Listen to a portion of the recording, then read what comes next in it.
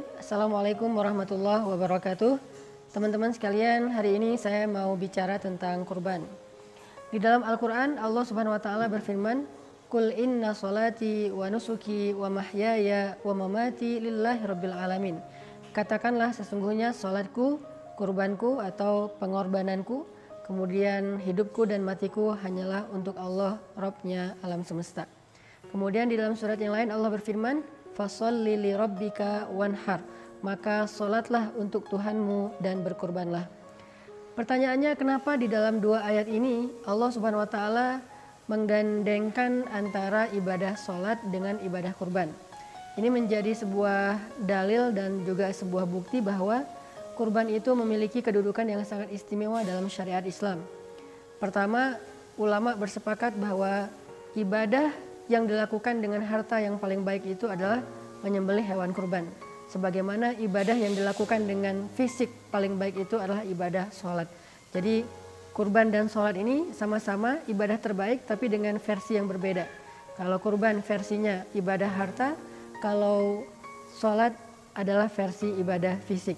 Tetapi Allah SWT di dalam dua ayat ini menggabungkan dua ibadah ini dengan kalimat inna sholati wa nusuki, sesungguhnya sholatku dan kurbanku, fasholli li rabbika wanhar, sholatlah untuk Tuhanmu dan juga berkurbanlah.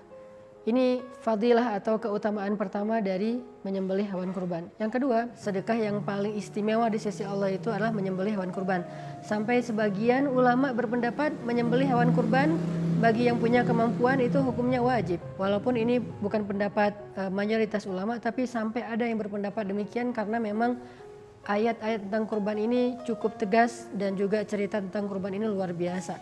Rasulullah SAW sendiri juga sangat menganjurkan kita untuk berkurban karena memang pengorbanan ini bukan hanya ibadah yang dilakukan oleh umat Islam atau umat Rasulullah SAW, tapi juga sudah dilakukan dari zaman Nabi Adam. Sebagaimana sholat, sebagaimana ibadah haji, itu adalah ibadah-ibadah yang usianya tua sekali di antara para anbiya, maka ibadah hewan kurban juga ibadah yang cukup panjang sejarahnya, bahkan dimulai dari sejak zaman Nabi Adam alaihissalam. Sehingga saya mengajak teman-teman semuanya, tahun ini yuk kita jalankan salah satu di antara syariat agama Islam, salah satu di antara perintah Allah Subhanahu Wa Taala. Kalau kita merasa bahwa selama ini kita punya uang untuk hanya membeli tas, punya uang sekedar membeli celana, membeli baju, yang itu bukan kebutuhan primer kita, kecuali hanya lebih ke entertain atau lebih ke fashion dan style, lifestyle kita, harusnya kita sedikit lebih sungguh-sungguh untuk ngebela-belain biar bisa kurban. Karena kata ulama, kurban itu adalah sedekah yang paling afdol, sedekah yang paling istimewa. Dan buat teman-teman yang pengen berkurban tahun ini, kita punya program di Pemuda Hijrah, Kurban Tebar Senyum.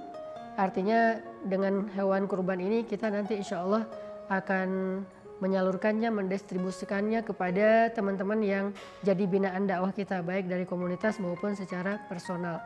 Dan lewat program Kurban Pemuda Hijrah ini juga kita pengen nanti sebagian dari hasil keuntungan dagang hewan kurban ini akan kita pakai untuk membangun asrama tahfiz Al-Quran di pesantren Pemuda Hijrah. Terus buat teman-teman juga yang tahu mungkin tentang program ini, mungkin sebagiannya udah realize juga bahwa program ini bekerja sama dengan rumah yatim, yang artinya banyak dari kebaikan kurban ini insya Allah juga akan dipakai buat membahagiakan adik-adik kita, anak-anak kita yang ada di dalam binaan rumah yatim. Mudah-mudahan tahun ini Allah Subhanahu Wa Taala memberikan kita kenikmatan syiar Islam lewat berkurban, sebagaimana kurban ini dicontohkan oleh Rasulullah SAW dan diteladani oleh banyak sahabat dan juga banyak kaum muslimin sampai hari ini. Barakallahu fikum.